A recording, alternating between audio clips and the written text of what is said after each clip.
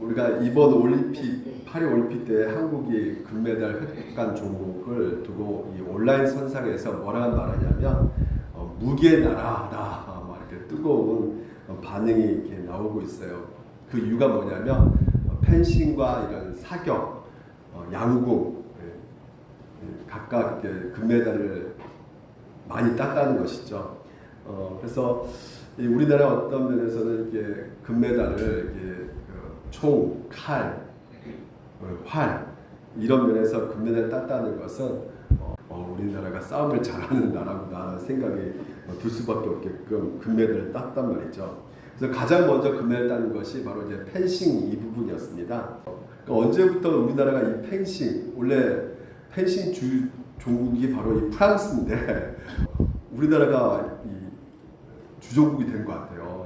펜싱을 언제부터 이렇게 잘하는지 모르겠습니다. 일단 굉장히 펜싱을 잘하는 국가가 됐어요. 그래서 샤브르라는 이 종목이 있는데 여기서 우리가 금메달을 2개를 땄어요. 단체전, 개인전을요. 그래서 샤브르 그 공격을 하는 데 있어서 찌르고 이제 베고 이런 공격을 이렇게 자유롭게 할 수 있는 그런 종목이거든요.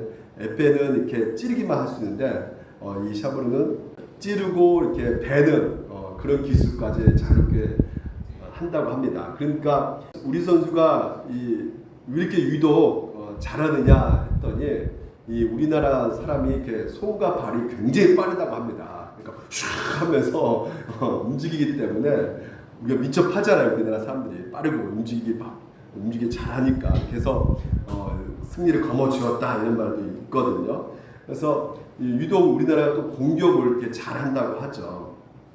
그래서 이 샤브르는 이렇게 몸통을 이렇게 공격하는 것이거든요. 그래서 잽싸게 이렇게 찌르고 하는 이런 공격형 무기가 바로 이 펜싱, 이 칼인 것을 우리가 보게 되는데, 그래서 우리나라가 이제 태극 전사 그렇게 말하잖아요. 그러니까 전사다. 왜? 우리 선수들이 칼을 잘 쓰는 선수이기 때문에 태극 전사라고 부를 수가 있게 되는 것이죠. 우리가 계속해서 영적 전쟁, 이 전신갑주에 대해서 우리가 살펴보고 있습니다. 성도의 삶 가운데 여러분들이 인정하거나 인정하지 않거나 우리가 영적 전쟁 가운데 있다는 것이에요. 그러니까 사탄 마귀가 이 세상 권세를 쥐고 있는 자가 끊임없이 우리를 참소하고요. 이게 거짓의 아비로서 우리를 끊임없이 우리를 속이고 있다는 말이죠. 그래서 이 원수가 한마디로 이 연약한 성도를 계속해서 공격해 들어오고 있다는 것이에요. 뭐 불신자는 그냥 전혀 생각하고 있지 않는 거죠. 그들에게서는. 왜? 당연히 그들은 사단의 자식들이기 때문에. 하지만 믿는 사람들은 이제는 하나님의 자녀가 되었기 때문에 어떻게든지 하나님의 자녀들을 공격해 들어온다는 것이에요. 그래서 우리의 씨름은 혈과 육이 아니라고 했어요. 영적인 것이라고 말씀을 드렸던 것이죠. 그래서 끊임없이 영적인 것으로 오늘도 우리 가운데 치고 들어온다는 것이에요. 그래서 하나님께서는 이런 영적 전쟁 가운데 우리가 굉장히 고통받고 상처 입고 아픔을 느낄 수밖에 없기 때문에 우리에게 그 유일하게 가르쳐준 무기들을 취하라고 말씀하고 있는 것입니다. 그게 바로 하나님의 전신갑주라는 것이에요. 그래서 전신갑주를 우리가 무려 지금까지 5개를 살펴보았습니다. 먼저 뭐예요? 진리의 허리띠. 한번 따라볼까? 진리의 허리띠. 의의 훈패. 그 다음에 평안의 복음의 신. 믿음의 방패. 그리고 구원의 투구. 지난 시간까지 구원의 투구까지 우리가 살펴보았던 것이죠. 그래서 이것들로 철저하게 무장해야지만이 이 사단의 독화살, 불화살을 우리가 막을 수가 있고 우리가 보호받을 수가 있다고 말씀을 드렸어요. 근데 뭐 중요한 것은 이 여러 가지 이 보호 장비를 한다고 할지라도요, 우리가 그러면 과연 승리할 수 있냐, 이길 수가 있느냐라고 할 때 이것은 다른 문제라는 것이죠. 그러니까 보통 축구할 때 있잖아요. 이 방어용으로 수비수가 10명이 골대 앞에 딱 모인다고 해서 물론 골을 넣기가 힘들겠죠. 그렇다고 해서 그 시합에 이길 수는 없는 거죠. 뭐가 있어야 됩니까? 공격수가 있어가지고 골을 넣어야지만 이길 수가 있잖아요. 공격을 해야 된단 말이죠. 그래서 경기에서 이길 수 있으려면 공격이 있어야 되는데 그 공격 무기를 하나님께서 우리 가운데 주셨다는 말이에요. 그게 무엇입니까? 바로 성령의 검이라는 것이죠. 최고의 방어가 공격이다라는 말이 있지 않습니까? 공격을 해야지만이 승리할 수가 있는 것이에요. 그래서 우크라이나 계속 당하기만 했었는데 최근에 공격을 했다 그러잖아요. 러시아 영토에다가. 공격을 해야지만이 승리할 수 있기 때문에 싸워서 이기기를 원한다면 반드시 공격할 수 있는 무기가 있어야 된다는 것이에요. 그 무기가 바로 이 성령의 검이라는 것입니다. 그래서 이 성령의 곧 하나님의 말씀을 가지라 유일하게 우리에게 주어진 공격용 무기가 바로 이 하나님의 말씀이라는 것이에요. 그래서 사도 바울이 로마 군사들의 이 전쟁터에서 나가는 그 장비를 보고 그 중에서 그 칼을 보고 이것이 바로 하나님이 주신 공격용 무기다라는 생각을 하게 된 것이죠. 그들이 갖고 있는 이 로마군이 갖고 있는 그 공격용 무기가 어떤 칼이냐면 50cm밖에 안 돼요. 쪽으로 날이 있기 때문에 이게 푹 들어가가지고 들어가면서 이렇게 한번 이렇게 돌리면 그 자리에서 그 장기 이 모든 그 안에 있는 이게 한꺼번에 다 이렇게 칼 빼면서 쏟아져 나온다는 것입니다. 그만큼 이 치명타를 줄 수가 있는 무기가 바로 이 칼이에요. 그래서 이 칼 이름이 뭐냐면 클라우디우스. 이 클라우디우스라는 이 칼을 이 로마 군사들이 사용했다는 것이에요. 그래서 이 로마 군사들이 이 짧고 두껍고 찌르기가 좀 편리한 이 검을 사용하고 있는 것이 무엇이냐, 왜 이걸 사용을 했냐면 이것이야말로 이들의 전술과 너무나 딱 맞는 무기였던 것이죠. 왜냐하면 이들의 그 전술을 보게 되면 한마디로 이렇게 같이 이렇게 모여가지고요, 다 그 진을 짭니다. 대응을 짭니다. 그래서 방패로 이렇게 딱 무장을 하고요. 그리고 그 안에서 뭘 갖고 있어요? 보시면 빼쭉 나오고 있죠. 이게 바로 이 클라우디우스예요. 이 칼을 찌르는 거예요. 맞고 찌르는 것입니다. 그래서 로마인들은요 키가 굉장히 작았다고 합니다. 한 키가 한 60 정도? 이 정도밖에 안 된대요. 150, 160. 근데 이방 민족 컬트족 같은 경우는 한 키가 180 정도 되기 때문에 굉장히 위축이 된 상태에 있어서 이들의 머리를 보게 되면 이렇게 깃발이 있잖아요. 깃이 있잖아요. 이 깃이 있는 것도 위축되지 않으려고 좀 높은 것, 좀 크게 보이려고 이런 머리에다 이 깃을 이렇게 딱 세우고 투구로 이렇게 사용되고도 했다고 합니다. 그러니까 어떻게든지 적과의 싸움 가운데 위축되지 않으려고 여러 가지 그 싸움을 하지만 홀로 싸울 수가 없었던 것이에요. 왜? 체력이나 그 몸짓이나 그 크기가 너무나 이 컬투족하고 뒤지기 때문에 이 방법밖에 없었던 것입니다. 모여서 이렇게 같이 함께 대응을 짜가지고 방패 들고 공격할 수밖에 없는 그런 전술이 있었던 것이죠. 근데 중요한 것은 이 전술로 인해서 이 로마가요 전 세계를 지배하게 됩니다. 그러니까 이 칼로 찌른 것으로 전 세계를 지배하게 되는 것이에요. 그러니까 적을 제압하기 위해서 가장 효과적인 무기가 바로 이 클라우디우스, 이 칼이었던 것이죠. 왜냐하면 이 칼이 너무나 길게 되면 그 안에서 서로가 이렇게 다칠 수가 있잖아요. 그래서 그 안에서 서로가 이렇게 착용하기 위해서는 가볍고 짧고 그런 무기를 딱 갖고 있어야 되기 때문에 활동 범위 안에서 이것이 가장 적절한 무기였기 때문에 이 클라우디우스를 사용했단 말이죠.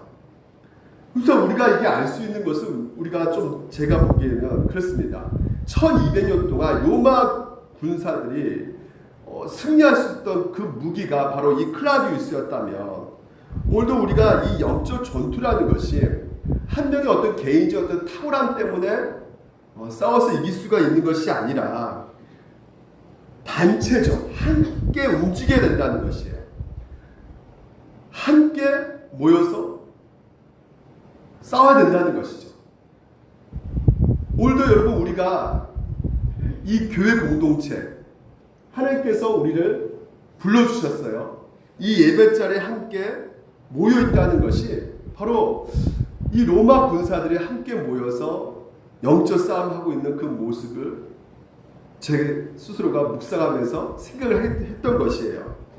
함께 모여서 그 싸움 가운데 여러분이 한 주 동안 지치고 쓰러지고 아파할 때 우리가 함께 예배자리에 모여서 위로해주고 격려해주고 또한 기도해주고 그럴 때마다 우리가 홀로 이 싸움을 하는 것이 아니라 같이 함께 힘내자고 격려해주는 그런 전후에 그런 사랑으로 우리가 또 다시 싸워 이겨나갈 수 있기에 바로 이 교회 공동체를 하나님께서는 우리에게 주시지 않았나라는 생각을 해보게 되었다는 것입니다. 그렇습니다. 우리가 이 칼을 적에게 써야지 아군에게 쓰면 안 되는 것이죠. 그렇죠? 우리가 잘 준비된 그 하나님의 군대로서 서로를 보호해주고 지켜주고 그래서 이 싸움에 결코 우리가 무너지지 않고 그리고 그 싸움에서 이길 수 있게끔 하나님께서 그 무기로 주신 이 칼을 이 클라우디스 영적 이 칼을 1200년 동안 이 로마 군인들이 승리하면서 싸웠던 그 무기가 오늘 여러분 가운데 주어졌다는 것 믿으시기 바랍니다. 그래서 오늘도 이 예배 속에서 성령의 검 바로 이 하나님의 말씀이 선포되어지고 있고 오늘 이 하나님의 말씀 가운데 우리가 다시 한번 이 검을 가지고 세상에 나가서 또 다시 이 공격용 무기를 가지고 우리가 승리하며 이겨갈 수가 있다는 것을 여러분 믿으시기 바랍니다. 그래서 오늘 여러분 같이 이 세 가지를 살펴보려고 했는데 시간이 너무 많이 갈 것 같아요. 그래서 딱 1번까지는 해볼게요. 공격형 무기의 필요성. 오늘도 이 성령의 검이 왜 우리에게 필요한 것인가를 우리가 한번 말씀을 한번 나눠보도록 하겠습니다. 자, 보시면 9월의 투구와 성령의 검, 곧 하나님의 말씀을 가지라 이렇게 말씀하고 있어요. 새 번역을 보게 되면 이렇게 말합니다. 하나님의 말씀을 어떻게 하라고요? 받으라는 것이에요. 받아야 된다는 것입니다. 이것이 바로 성령의 검이 될 수가 있는 것이에요. 하나님의 말씀을 받지 않으면 여러분 이것이 검을 가질 수가 없는 거예요. 취할 수가 없는 것입니다. 그러면 이 하나님의 말씀이 무엇일까요, 여러분? 이걸 취해야 될 거 아니에요. 이게 바로 성령의 검이잖아요. 그런데요, 오늘 계시록에 예수님에 대해서 이렇게 표현하고 있어요. 예수님에 대해서 이렇게 말합니다. 계시록에 그의 오른손 7별이 있고 그의 입에서 뭐 하고요? 좌우의 날성검이 나오고 그의 얼굴에 해가 입있게 비치는 것 같더라. 그리고 계시록 2장 12절에도 마찬가지예요. 자유의 날성검을 가진 이가 이르시되 우리가 요한복음 10장 17절 한번 같이 읽어볼까요? 시작. 그러므로 믿음은 들음에서 나며 들음은 그리스도의 말씀으로 말미암으니라. 아멘. 우리에게 가장 중요한 것이 무엇입니까? 믿음이죠. 믿음이 제일 중요하죠. 근데 이 믿음이 어떻게 생기느냐? 들어야 된다는 것이에요. 받아들여야 된다는 것이죠. 무엇을요? 하나님의 말씀이요. 근데 그 말씀이 무엇이냐? 바로 예수 그리스도라는 것이에요. 복음이라는 것이에요. 그리스도의 말씀으로 말미암으니라. 이 복음이 바로 무엇입니까? 공격력 무기인 검이란 말이죠. 그래서 성령의 검이 바로 무엇이다? 예수님의 검이고요. 예수님이라는 것이에요. 그래서 예수님께서는 오늘도 여러분 가운데 성령의 검을 통해서 진리의 말씀을 깨닫게 해주신다는 것이에요. 그래서 그 진리의 말씀을 오늘도 성령께서는 우리의 삶 가운데 적용시켜 주고 계시기 때문에 성령의 검 바로 예수 그리스도 복음이라는 것을 여러분들 믿으시기 바랍니다. 그러면 왜 예수 그리스도가 오늘 우리 가운데 필요합니까? 왜 성령의 검이 필요할까요? 바로 인간의 죄로 말미암아 모든 것이 망가져 버렸다는 말이 있죠. 공중 권세의 적군이 이 사탄 마귀가 자기 중심의 가치관과 그릇된 사고 체계를 끊임없이 우리 가운데 우리의 삶 영역 가운데 계속해서 침투해 들어오고 있단 말이죠. 다른 가치관을, 다른 사고를 계속해서 여러분 가운데 심어주고 있단 말이에요. 이 사탄 마귀가. 그래서 돈이면 다 된다. 네가 하고 싶은 거 해. 그게 바로 행복이야. 최고 행복이야. 이런 가치관들. 너가 네 인생의 주인이야. 네가 구원자야. 너의 그 외모가 너를 구원해. 너의 그 학벌이 너를 구원해. 너의 재산이 너를 구원할 수가 있어. 이게 세상에 우리 가운데 쏟아붓고 있는 거짓된 사고체계를 만들고 있는 가르침이란 말이죠. 그래서 자녀 교육이나 경제활동이나 오늘도 우리가 취미생활 이 모든 삶의 영역 가운데 사탄이 조정해 놓은 그릇된 가치관과 사고체계들을 계속해서 우리 삶 가운데 속이면서 들어오고 있단 말이에요. 그래서 우리를 무너뜨리고 있단 말이죠. 그래서 우리가 허리에 진리의 허리띠를 띠고 그 진리의 허리띠를 띠면서 뭘 차야 되는 겁니까? 늘 성령의 검을 차고 있어야 돼요. 그를 차고 있어야지만이 그런 사탄의 그런 잘못된 가르침을 왔을 때 그 칼을 빼고 찌를 수가 있는 것이죠. 찌른다는 건 결국 무엇입니까? 공격용 무려 찌른다는 것은 하나님의 말씀을, 이 복음을 드러내는 것이란 말이에요. 이것을 누가 보여주셨습니까? 예수님께서 보여주셨단 말이죠. 마태복음 4장에서 보게 되면 사탄이 예수를 시험하는 장면이 나옵니다. 이 악한 간교한 이 마귀가요, 어떻게 시험합니까? 돌을 뭐로 만들어라? 떡으로 만들어봐라. 그리고 높은 데서 뛰어내려라. 그래서 네가 온전하고 안전하는 것을, 그리고 너희가 하나님의 아들인 것을 증명해봐라. 내가 천한 만국을 다 주겠다. 나한테 절하면. 이게 다 뭡니까? 거짓말이, 속임수죠. 우리는 돌을 떡으로 만들 수가 없습니다. 우리에게 시험이 아니에요. 예수님께 돌을 떡을 만들 수 있는 능력이 있기 때문에 예수님을 시험하고 있단 말이에요. 그러니까 이들의 모든 시험의 공통점이 한결같이 무엇입니까? 요약해보면 하나님이 우리에게 주신 모든 능력과 이런 지혜와 힘과 이런 것을 하나님이 주셨는데 우리가 우리 것인 양, 우리 힘으로, 우리 능력으로 우리 배를 채우고 우리 자신을 증명하고 또한 세상의 부귀영화를 누리며 사는 것이 너에게 진정한 삶의 가치고 행복이다. 그래서 끊임없이 어떻게 하는 겁니까? 하나님이 주신 것들을 가지고 네 배를 채워라. 너를 위해서 살아라. 이 말인 것입니다. 그러니까 예수님께서 십자가 지지 않도록 유혹하고 있는 것이에요. 사탄 마귀가. 돌을 떡으로 만들어서 배를 채우라는 것입니다. 하나님의 능력을 동원해가지고 너를 증명해내라는 것이에요. 세상 부귀영화 너 것으로 만들라는 것입니다. 그래서 누리라는 거예요. 그것이 행복이니까. 예수님이 이렇게 유혹하고 공격해 들어왔는데 우리는 어떻습니까? 우리는 오직 더 그러지 않겠습니까? 지금 마귀들이 우리의 가치관을 계속해서 조장해가지고요, 한마디로 폭격하고 있단 말이에요. 눈에 보이는 것들로 계속 우리를 공격해 들어오는 것입니다. 근데 여러분, 돌을 떡으로 만드는 것이 정상인 겁니까? 돌을 떡으로 만들 수가 있어요, 없어요, 우리가요? 뭘로 만들어야 돼요? 네, 쌀로 만들어야 됩니다. 이게 하나님의 질서란 말이죠. 근데 뭐라는 것이에요? 이 사탄 마귀야. 너희들이 불법을 저질러가지고 이 하나님의 질서 가운데 살면 네가 어떻게 행복해질 수 있어? 네 배를 어떻게 채울 수가 있어? 정상적인 방법으로 하지 말고 그냥 네가 속여.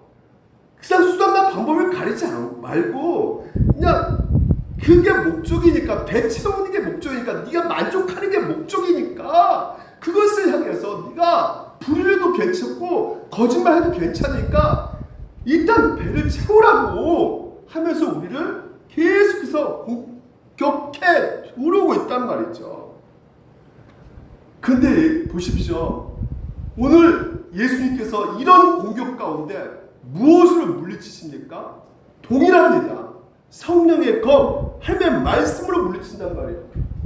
보십시오. 예수께서 대답하셨을 때 뭐라고요? 기록되었을 때 뭘 어디에 기록됐습니까? 성경, 구약 성경에 기록되었다는 것이에요.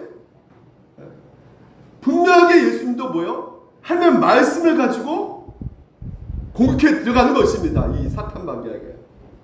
그리고 뭐예요? 예수께서 이르시되 또 기록되었을 때 주 너희 하나님을 시험하지 말라 하니라.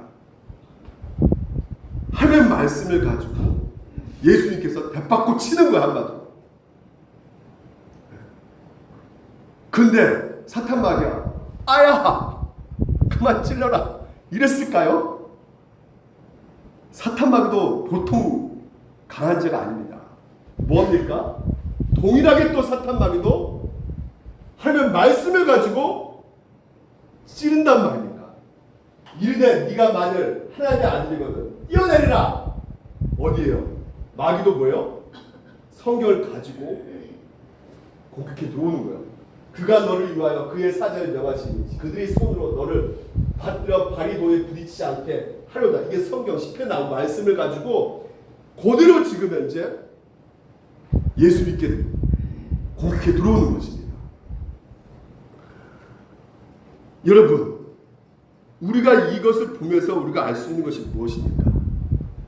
사탄은요, 여러분, 말씀을 배제시키고 말씀 없이 행동한다고 생각하지만 그렇지가 않다는 거예요. 여러분, 이단들이 다 무엇으로 갖고 공격해 들어옵니까? 하나님의 말씀을 갖고 들어와요. 그래서 이단들은 동일하게 나오는 모습의 형태가 뭐냐면 신비주의, 율법주의 이런 모습을 가지고 끊임없이 우리를 유혹하게 들어온다는 말이죠. 그래서 우리가 분명히 알 수 있는 것은 무엇입니까? 예수님께서 공격용 무기로 끊임없이 싸우고 있는 것이 바로 무엇이다? 하나님의 말씀이라는 것이에요. 그래서 성령께서 오늘도 이 성령의 검, 성령의 검이라 쓰잖아요. 성령께서 이 성령을 통해서 깨닫게 해준단 말이죠. 오늘도 이 사탄 마귀는 기록되었을 때 하나님의 말씀 가지고 끊임없이 여러분 가운데 미혹한단 말이죠. 하지만 오늘 우리에게 분명하게 공격용 무기 가운데 주고 계시는 것이 무엇이냐면 성령의 검, 성령을 통해서 이 성경이 깨달아지는 것이에요. 성령께서 오늘도 여러분 가운데 하시는 일이 무엇일까요? 다른 거 아닙니다. 뭐 쓰러지고 넘어지고 뭐 입신하고 이런 것들이 아니라 방언 이런 것들 이게 중요한 것이 아니라 예수를 가르쳐주고 있단 말이죠. 복음을 얘기하고 있단 말이에요. 성령께서. 그래서 말씀을 통해서 뭘 들어야 되는 것입니까? 예수님께서 우리 가운데 행하신 것을 들으셔야 되는 것이에요. 듣고 어떻게 되는 겁니까? 오늘도 이 공격 무기로 무장해야 되는 것이란 말이에요. 보십시오. 성령이 곧 예수를 어떻게 해요? 광야로 몰아내시는지. 왜 예수님께서 성령께서 이끌어 가시는데 왜 광야로 끌고 갑니까? 호텔로 끌고 가시지.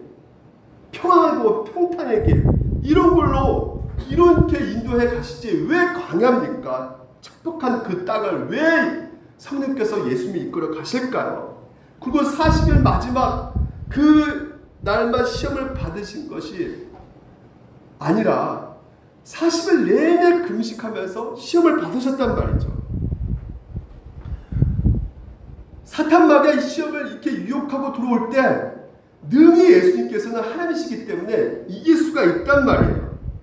우리가 읽지 않았지만 그 마태복음 3장에서 보게 되면 세례요한한테 세례를 받습니다. 예수님께서. 세례 받을 필요가 있으신 분입니까? 아니죠. 세례 누가 받는 겁니까? 죄인이 세례를 받는 것이에요. 근데 예수님께서는 하나님이시기 때문에 죄인이 아니시란 말이에요. 그런데도 예수님께서 세례를 받으셔요. 세례요한이 이러지 마세요, 받지 마세요. 이랬는데도 아니다, 세례해라.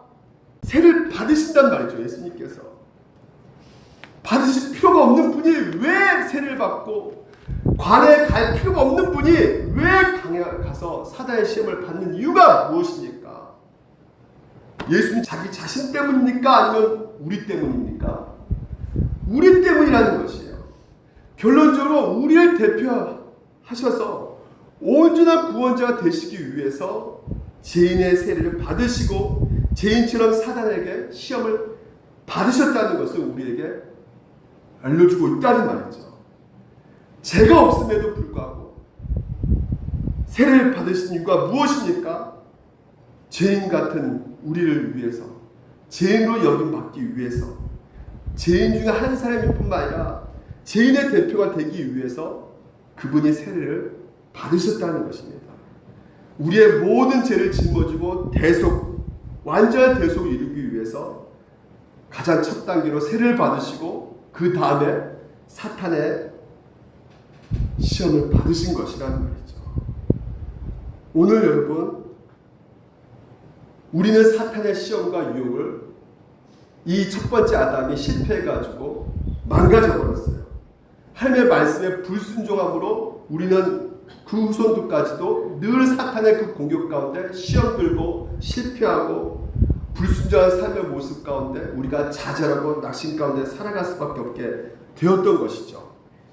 그런데 그런 우리 실패를 하나님께서는 승리로 회복으로 되돌려 놓기 위해서 아들 예수 그리스도를 직접 이 땅에 오게 하셔서 시험받게 하셨다는 말이죠. 그래서 우리가 알 수 있는 것은 분명히 무엇입니까? 사단을 멸하는 방식으로 하나님께서 우리의 구원을 이루시는 방식이 아니라 오늘도 우리에게 보여주고 있는 것은 무엇이냐면 우리 가운데 여전히 갖고 있는 문제가 무엇입니까? 죄 문제라는 것이에요. 우리 자신의 이 죄 문제를 해결해야지만이 되기 때문에 사탄이 멸하더라도 죄 문제는 우리 죄 문제는 해결이 될 수가 없는 거잖아요. 그렇죠? 그 죄 문제를 해결하기 위해서 친히 예수님께서 죄인이 되셔가지고 십자가에 달려 죽으신 것이고 그래야지만이 우리가 구원받을 수 있기 때문에 죄인이 대표가 되셔서 우리가 실패했던 것, 우리가 죄를 짓고 마땅히 받아야 될 그 형벌들을 우리 대표로서 다 감당하신 것입니다.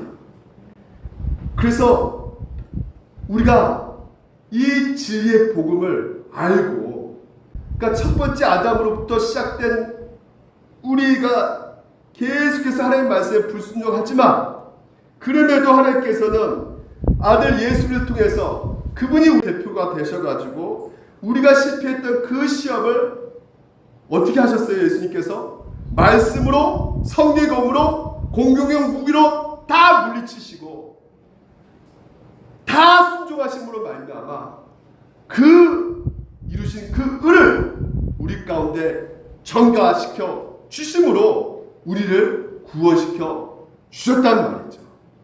이게 다 뭐 때문에? 하나님께서 우리를 사랑하시기 때문에. 그 말씀이 무엇입니까? 성령의 검 하나님 말씀이 바로 뭐예요? 하나님의 사랑, 이웃 사랑이잖아요. 우리를 사랑하셨단 말이죠. 예수님 자기 몸처럼. 그래서 기꺼이 우리 가운데 자기 몸을 내어주셨단 말이에요. 그래서 우리가 순종하는 것이 아니에요. 우리가 뭔가 이룬 것이 아닙니다. 우리가 뭔가 능력에서 행한 것이 아닙니다. 오직 예수 그리스도로 말미암아 그 모든 것들이 이루셨단 말이에요. 그래서 우리가 사단의 시험과 유혹에 빠져가지고 넘어질 때 나는 실패자야, 나는 형편없어, 나는 안 되는 존재인가 봐, 이렇게 생각할 필요가 없는 것이 오늘 분명히 알아야 될 것이 무엇입니까? 우리의 죄와 우리의 실패로 말미암아 하나님께서 우리를 받아주시고 안 받으시고 이렇게 결정하시는 것이 아니다. 이미 예수 그리스도께서 행한 것으로 말미암아 우리를 받아주셨다는 것이에요.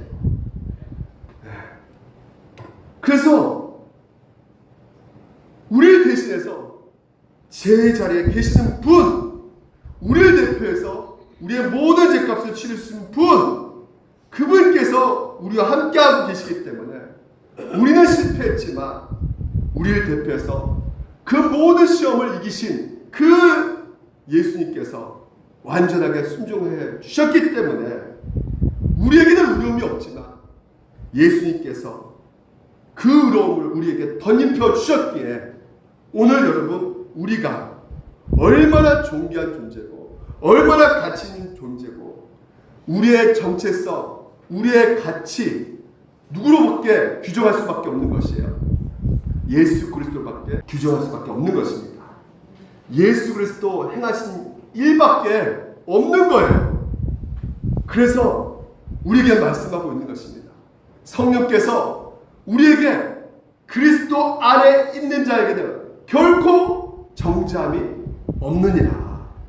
사단이 너는 실패자야, 네가 자녀냐, 늘 하나님 말씀을 불순종하고 마음대로 살아가고 있는 네 인간이 어떻게 뭔가 한 것도 없는데 네가 뭘 11주라도 뭐 3시간 기도라도 해.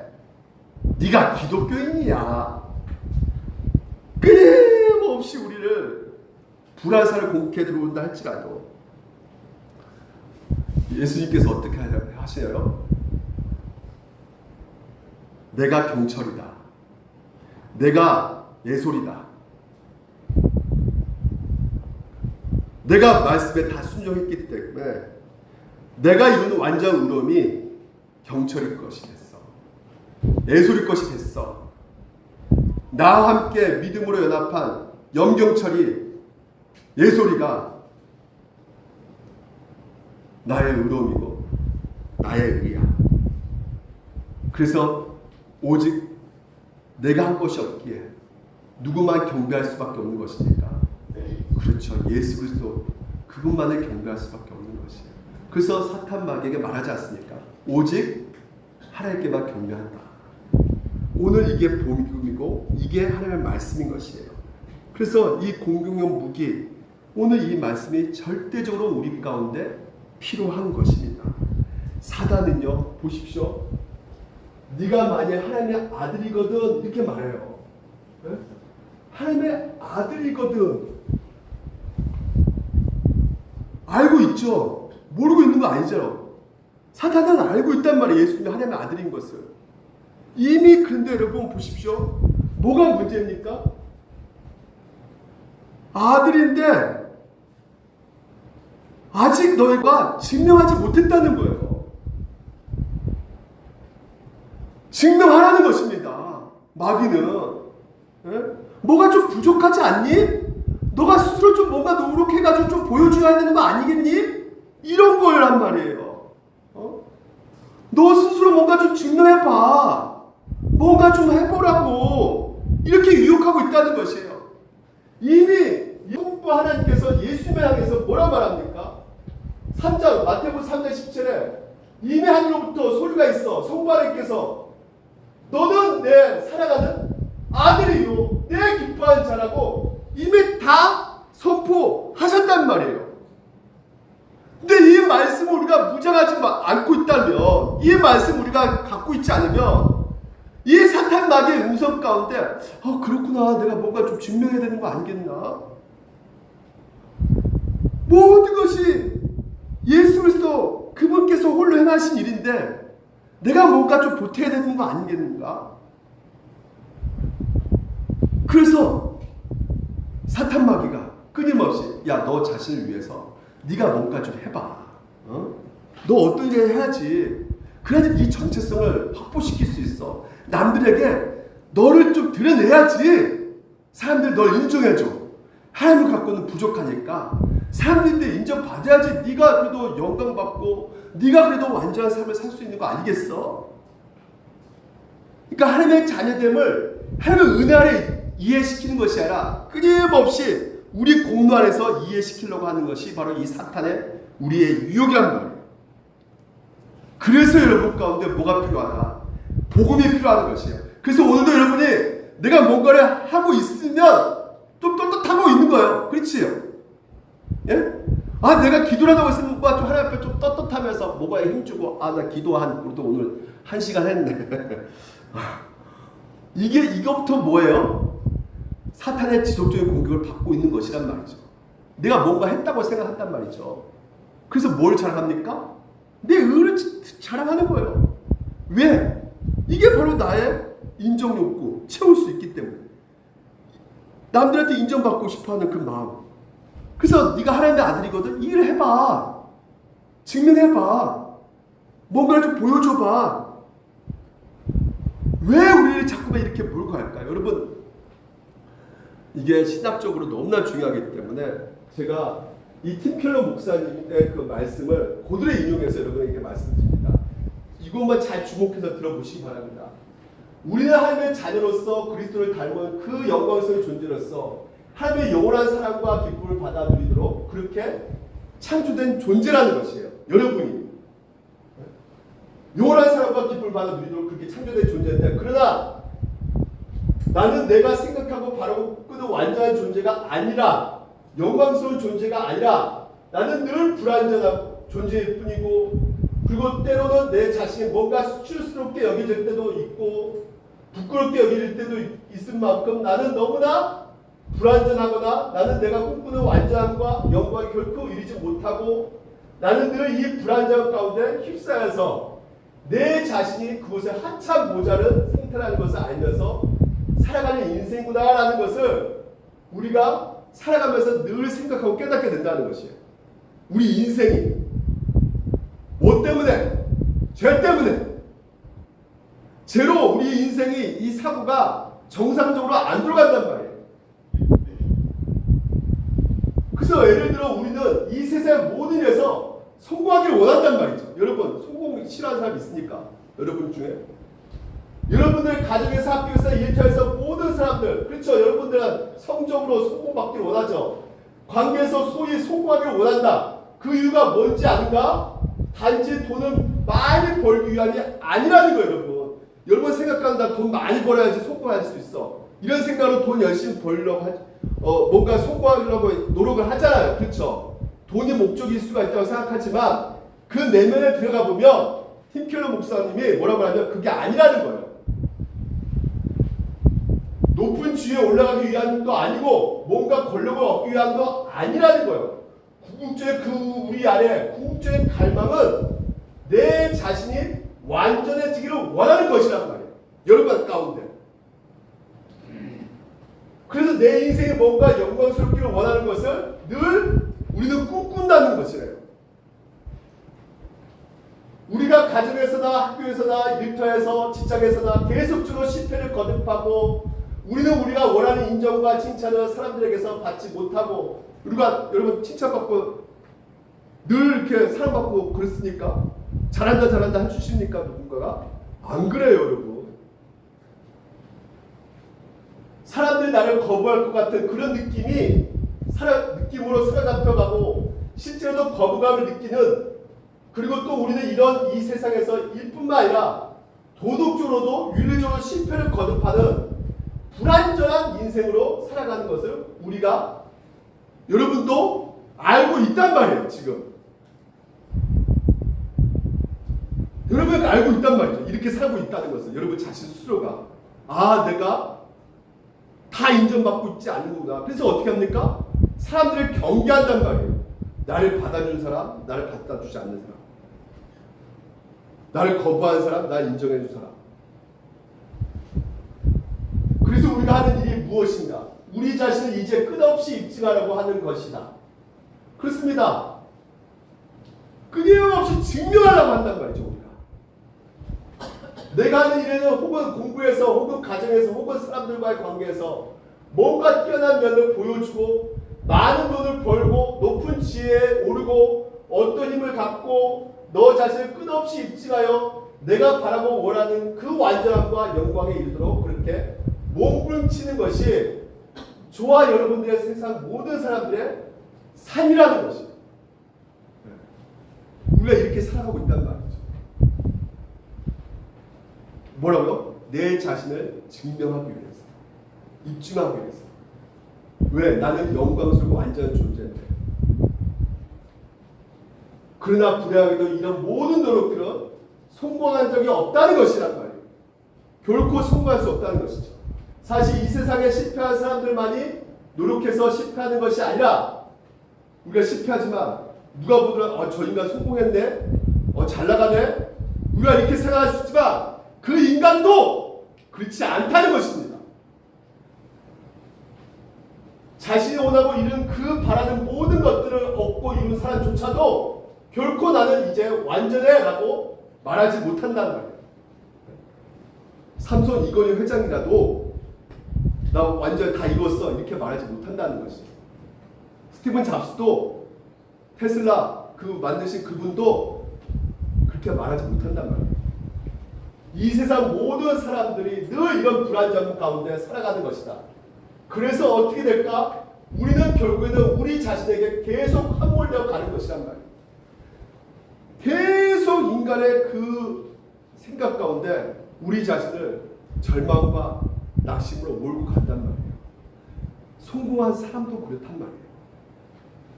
왜냐하면 끝없이 나를 입증하려고 하고 그래서 뭔가 잘하려고 하고 성공하려고 하고 그래서 사람들의 눈치를 보고 사람들의 평가에 민감하게 되기 때문에 그래서 여러분이 왜 낙심하고 왜 마음이 힘들어집니까?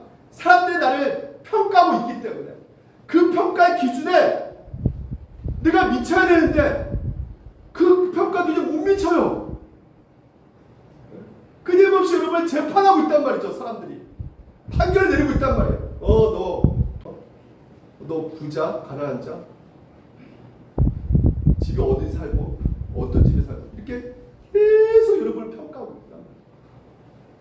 그래서 내가 하는 일에는 뭔가 실패를 경하면 감정이 어떻게 해요?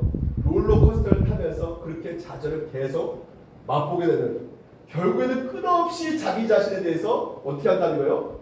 분노하게 되고 절망하게 되는 것이 바로 이 세상 사람들의 삶이다. 팀 켈러 목사님이 이 지금 현재 여러분에게 말하고 있는 이 말씀이요 지금 현재 이게 바로 세상 사람들의 모습이라는 것이에요. 근데 그리스도인들이 여러분들이 성령의 검 하나님의 말씀을 가지고 있는 여러분들이 이미 사탄 마귀에 사로잡혀가지고 이렇게 살고 있는 인생들을 하나님께서 건져내신 여러분들이 또 다시 뭐요?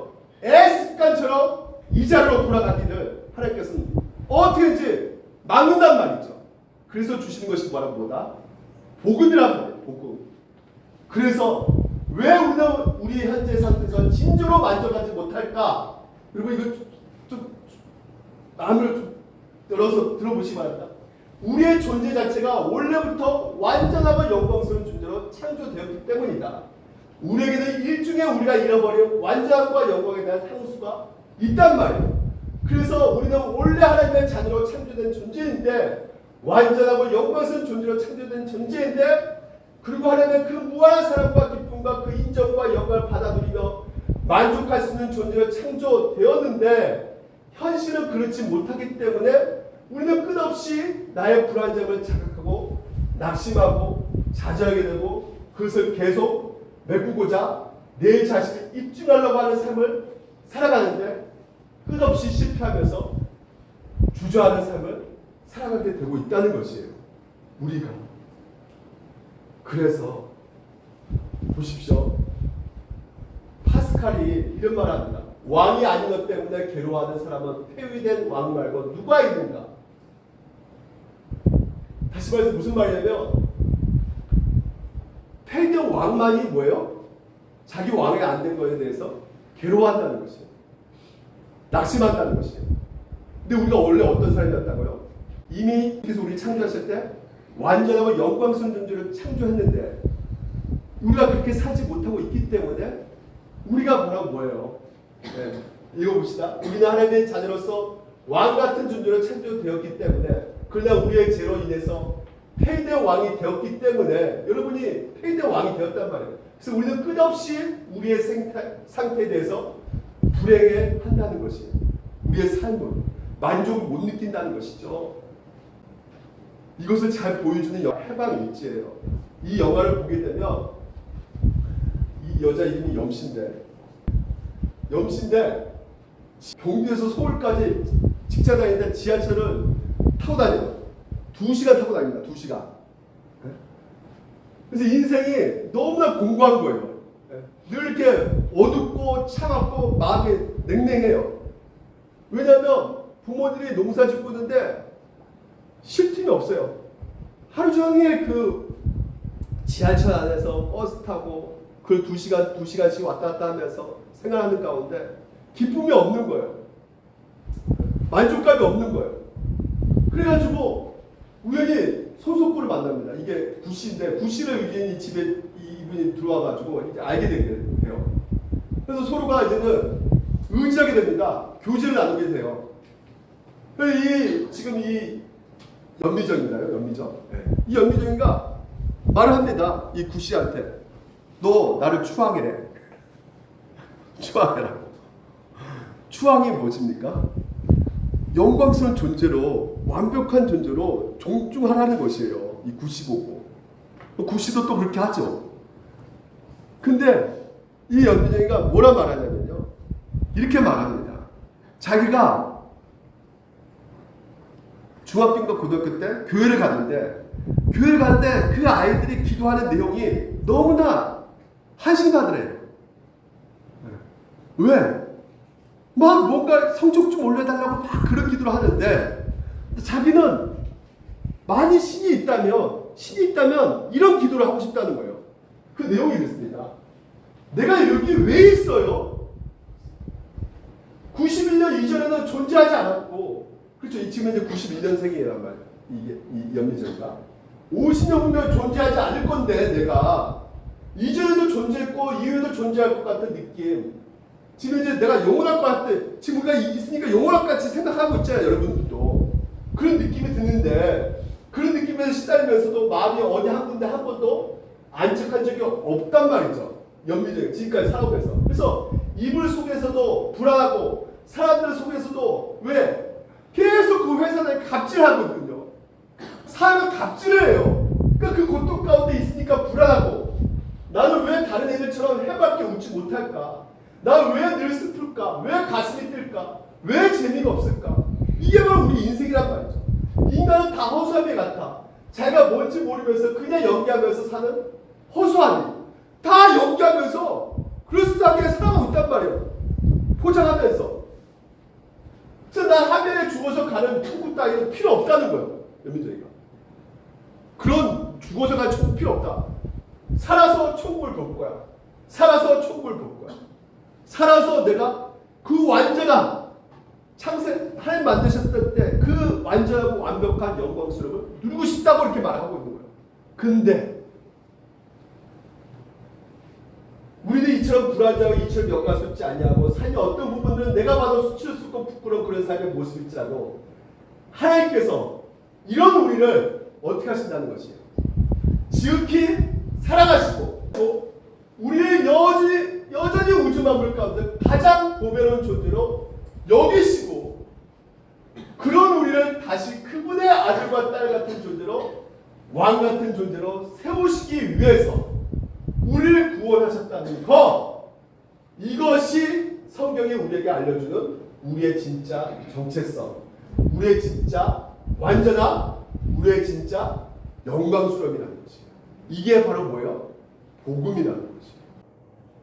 그리고 하나님께서는 이처럼 우리를 다시 그분의 자녀요 또 왕으로 세우시기 위해서 무한한 희생이 무엇이었는가? 바로 우리를 위해 그분이 영원히 사랑하는 외아들 내어주시고 그래서 모든 죄값을 치르시기 위해서 그 아들을 우리 대신 죽게 하신 것, 그로 인해서 우리의 모든 죄값을 치르시고 우리를 이제 영원토록 거룩하고 순결하고 완전한 자로 세우신 것이 바로 하나님께서 우리를 위해 행하신 일이라는 것입니다. 그래서 죄가 있어도 하나님은 그리스도 안에서 우리를 죄 없는 자로 보시고 순결한 자로 보시고 거룩한 자로 보시고 그리스도의 완전한 순종을 우리의 순종이 되게 하셔서 우리를 이제는 완전한 자로 의로운 자로 영원히 보신다는 것이 그리스도와 함께 우리를 그분의 자녀로 왕같은 존재로 세워주었다는 것이 바로 우리의 진짜 정체성이라는 이 복음을 우리는 우리 자신에게 들려 주어야 한다는 것이에요. 그래서 이 복음은 우리 삶을 어떻게 변화시키는가? 우리는 더 이상 우리 자신이 중요한 삶을 살지 않겠다는 거예요. 살지 않게 된다는 거예요. 왜? 이미 하나님께서 우리를 다 받아주셨기 때문에, 인정해 주셨기 때문에 더 이상 우리는 우리 자신을 입증하지 않아도 되고, 우리는 더 이상 우리의 완전함과 영광스러움을 우리가 행한 일에서 찾거나 우리의 어떤 성취나 성공에서 찾지 않아도 되는 인생을 살게 된다는 거예요. 뭐 할 때? 이 복음을 여러분들이 받아들일 때. 왜냐하면 이미 그리스도 안에서 하나님이 우리로 하여금 우리를 향해 너는 완전하다 선언해 주셨고, 너는 영광스럽다 이미 선언해 주셨고, 너는 내 아들이다 선언해 주셨고, 너는 왕이다 선언해 주셨기 때문에 한다는 것이에요. 이것을 기억할 때 우리는 더 이상 늘 내가 가장 중요하고, 내가 가장 높이 올라야 되고, 내가 가장 많이 얻어야 되고, 내가 가장 많이 이루어야 되는 그런 끝없는 나를 입증하는 피곤한 삶에서 우리가 자유하게 된다는 것이에요. 그리고 남들이 나를 어떻게 평가한다 할지라도, 그렇죠, 이 세상은 여러분을 평가합니다. 재판한단 말이에요. 하지만 그 평가에 흔들리는 그런 삶을 살아가지 아니하고, 혹은 이 세상의 기준에 따라서 나를 성공한 사람이나 실패자로 낙인 짓지 아니하고 어떻게 하는 거예요? 늘 그리스도 안에서 하나님이 나를 완전한 자로 보아주시고 영광스러운 자로 보신다는 것을 기억하면서 우리는 이 세상에서 결코 줄 수 없는 영원한 편안함과 자유를 누리며 살아가게 된다는 것입니다. 이게 바로 복음이라는 것이에요. 이 공동령 무기인 이 복음은 이제 우리로 하여금 우리 자신만 위해 살게 만들지 않는다는 거예요. 왜냐하면 우리는 이미 모든 것을 가졌기 때문에, 정말 무한하고 영원한 사랑을 받는 사람들이기 때문에 더 이상 얻을 것이 무엇이 있겠습니까? 더 이상 이루어야 될 것이 무엇이 있겠습니까? 없어요. 다 주님께서 이루셨기 때문에. 그래서 우리만이 받은 사랑을 흘러보낼 수 있단 말이에요. 이제는 내 것도 내 것이고 너 것도 내 것이라는 삶이 아니라, 내가 가진 모든 것들이 다 남의 유익을 위해서 하나님께서 주신 것이기에, 그들의 진정한 행복을 위해서, 진정한 영원한 생명을 위해서 흘러보낼 수 있는 그 이웃사랑의 삶을 살아갈 수가 있게 된다는 것이에요. 이분이 누구냐면 김영서라는 거예요. 이분이 쓴 책에 눈물도 빛을 만나면 반짝인다는 책을 쓰신 분이에요. 이 김영서 작가는요, 어떤 분이냐면 아버지가 목사인데 아버지 목사한테 성폭행을 당한 분이었어요. 무려 초등학교 5학년부터 친부로부터 성폭행을 당하는데, 그의 어머니가 신부전증에 걸려가지고요, 그 누워있는 그 상태에서도 엄마를 때리고요, 자기도 성폭행하고, 그러니까 누워있는 그 어머니가요, 이제 목사니까 이렇게 간호할 거 아닙니까? 다 위선이죠. 끊임없이 자기를 증명하려고 했던 그 목사가 위선적인 그 모습 가운데 성도들은 와, 우리 목사 대단하다. 저렇게 아파 있는 아내를 끝까지 간호해주고. 근데 사실 그렇지 않거든요. 그리고 애가 아빠가 성폭행하니까 어떻게 있어요? 늘 때리고 하니까 못 있겠죠. 가출해버린단 말이에요. 그러면 그 성도들은 또 어떻게 합니까? 아이고, 저렇게 훌륭한 목사인데도 가출하냐, 저 비행소녀, 쟤가 진짜 정신이 없네. 욕한단 말이에요. 그 모르고. 그래서 그 고통 가운데 있는 이 김영서, 이분이 대학교 들어가서도 늘 쫓아다니고 스토커처럼 학교 나오면 학교 앞에서 딱 차를 대기시키고 태우고 가고, 또 두들겨 패고, 얼마나 심각하게 때렸냐면, 때렸는데 기절했는데, 아니 기절한 때 딱 깨어다 보니까 아까 맞은 것보다 더 많이 멍들어 있어. 보니까 기절을 한 상태도 또 때린 거야, 아버지가. 그래서 아버지가요, 자꾸만 이게 낌새가 안 좋으니까 여관방에다가 이게 감금시켜 버립니다. 그 여관방 주인에게 돈 주고 감금시켜 버려요. 거기에서 탈출합니다. 이 김영석 탈출해가지고 경찰에 신고하게 돼가지고요. 결국은 그 모든 내막을 다 말해줌으로 하면 그 목사인 그 아버지는 7년 선고를 받게 돼요. 7년형을. 예. 그러니까 성폭행도 이렇게 형량이 별로 그렇게 높지도 않는 거예요. 그런데 이 김영서 이 자매님이 그 많은 고통과 아픔, 슬픔이 있지 않습니까? 근데 그 고통과 아픔을 가진 채 사람들을 만나지 못했다는 거예요. 왜? 사람들이 우리 아버지도 목사인데 너무나 악한 행동하는데 누가 호의를 보이게 되면 저것도 뭔가 나한테 아버지처럼 뭔가 그 유선적인 모습 가운데 악한 행동을 하지 않을까? 이런 두려움이 없는 것이란 말이죠. 그래서 믿지 못하는 것이에요, 사람을. 이런 상황에서 이 정서적인 고통 가운데 벗어날 수 있었던 그 이유는 무엇이냐면 바로 교회 공동체 속에서 사람들을 만났단 말이에요. 어떤 공동체? 내수동교회라고 복음적인 이 교회 공동체 안에서 차별 없이 대해주고 아껴주고 성폭행 당했던 이야기도 있는 그대로 받아주고 그리고 있는 그대로 모습으로 안아주고 이상한 시선을 바라보는 것이 아니라 품어주고 그래서 거기서 이분이 이렇게 고백합니다. 내가 복음적인 교회의 좋은 인격들을 만나게 하시고 하나님께서 좋은 인격들을 통하여서 내가 하나님의 인격을 만나게 되었다라는 것이에요. 이 복음을 여러분 공경 무리로 진영들에 딱 차고 있어야 된다는 것이에요. 이렇지 않고서는 여러분 인생 가운데 숱하게 많은 그런 이 사탄마귀 공격들이 끊임없이 우리를 이 절망 가운데 빠지게 합니다. 이것이 바로 우리의 모습이 될 거예요. 이것을 막기 위해서라도 어떻게 해야 됩니까? 이 복음의 메시지, 하나님이 여러분을 사랑하신다. 있는 그대로 모습으로 사랑하신다. 받아주신다는 것이.